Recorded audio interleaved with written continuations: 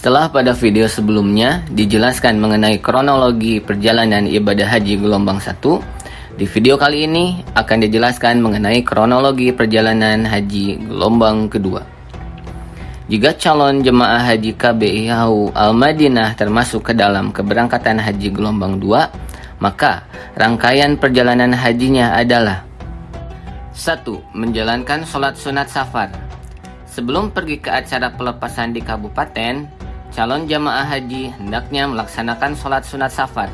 Ini penting sekali, karena di dalam doa sholat sunat safar terdapat permohonan kepada Allah agar diselamatkan, baik selama dalam perjalanan, di tanah suci, maupun ketika pulang kembali ke tanah air. Tata cara sholat sunat safar ada di video lainnya. 2. Mengikuti acara pelepasan di kabupaten. Setelah menjalankan sholat sunat safar, calon jamaah haji pergi meninggalkan tempat tinggal menuju pendopo kabupaten. Di sana, calon jamaah haji akan mengikuti acara pelepasan oleh bupati setempat. Selanjutnya, calon jamaah haji naik bus menuju asrama haji. 3. Asrama haji embarkasi. Jamaah haji akan menginap selama 1 malam di kamar-kamar yang telah disiapkan di asrama haji. Yang dilakukan di asrama haji saat keberangkatan yaitu menyerahkan SPMA atau surat panggilan masuk asrama, menimbang barang bagasi, menerima kartu akomodasi konsumsi, paspor dan dapih, gelang identitas, gelang kesehatan, alat-alat kesehatan, uang living cost atau uang biaya hidup selama melaksanakan haji. Hal-hal ini tentunya dikembalikan ke kebijakan pemerintah saat tahun berjalan. Pemeriksaan kesehatan akhir, mengikuti sholat berjamaah, ceramah kesehatan manasik, dan pendalaman manasik, mandi ihram, dan sholat sunat ihram. Tata caranya ada di video lainnya. Mandi ihram dan sholat sunat ihram dapat dilakukan di asrama haji embarkasi atau di bandara Jeddah, tergantung dari situasi dan kondisi saat itu. Juga dalam hal memakai pakaian ihram bagi jamaah pria, hal ini akan diinformasikan oleh pihak KBIHU. Yang terakhir, naik bus menuju airport lalu menaiki pesawat. Yang keempat, saat di airport Jeddah. Yang dilakukan jamaah di airport Jeddah: masuk ruang tunggu. Selanjutnya pemeriksaan imigrasi, pemeriksaan badan, mencari barang atau koper jamaah, penempelan stiker barcode maktab, menuju tempat istirahat, menggunakan pakaian ihram bagi yang belum memakainya di asrama haji. Yang terakhir, niat ihram umroh. Niat ihram umroh dapat dilakukan di atas pesawat pada saat pesawat berada di alam lambung. Tempat-tempat mikot akan dijelaskan lebih detail pada video khusus. Nomor 5, ketika jamaah sampai di kota Mekah.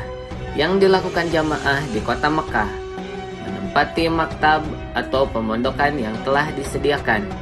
Setelah istirahat bagi yang haji tamattu, melaksanakan umroh wajib dengan cara tawaf dan sa'i. Kemudian tahalul atau mencukur rambut. Bagi yang haji ifrad atau haji qiron, melakukan tawaf kudum dan tetap berpakaian ihram. Sebelum ke Arafah, memperbanyak ibadah di Masjidil Haram seperti itikaf, membaca Quran, doa, zikir, sholat sunat, sholat wajib, tawaf sunnah. Pada tanggal 8 Zulhijjah, jamaah haji mandi ihram, berwudu, sholat sunnah ihram 2 rakaat, dan membaca niat ihram untuk haji.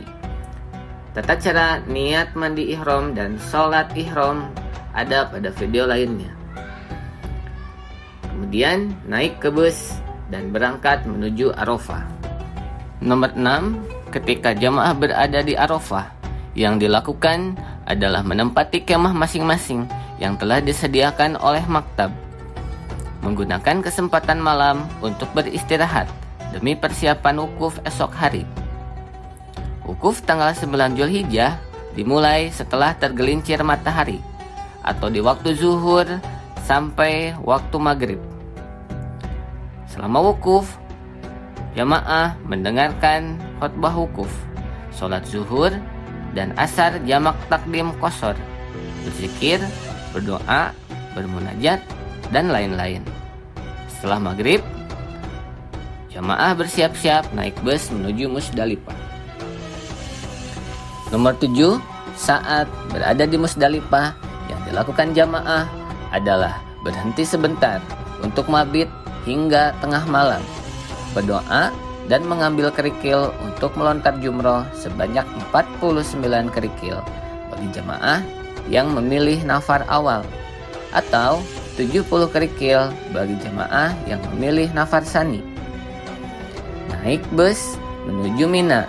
Setelah lewat tengah malam, sabar ketika antri mendapatkan bus, sebab saat itu semua jamaah haji keluar secara bersama-sama. Nomor 8, saat jamaah berada di Mina, yang dilakukan adalah menempati kemah sesuai dengan nomor maktab, melontar jumroh akobah pada tanggal 10 Zulhijjah, lalu melakukan tahallul awal dengan cara menggunting rambut. Bagi jamaah laki-laki dianjurkan menggundul rambutnya. Bagi jamaah perempuan cukup memotong sedikit bagian rambut. Ini berarti larangan ihram sudah tidak berlaku lagi, kecuali hubungan suami istri.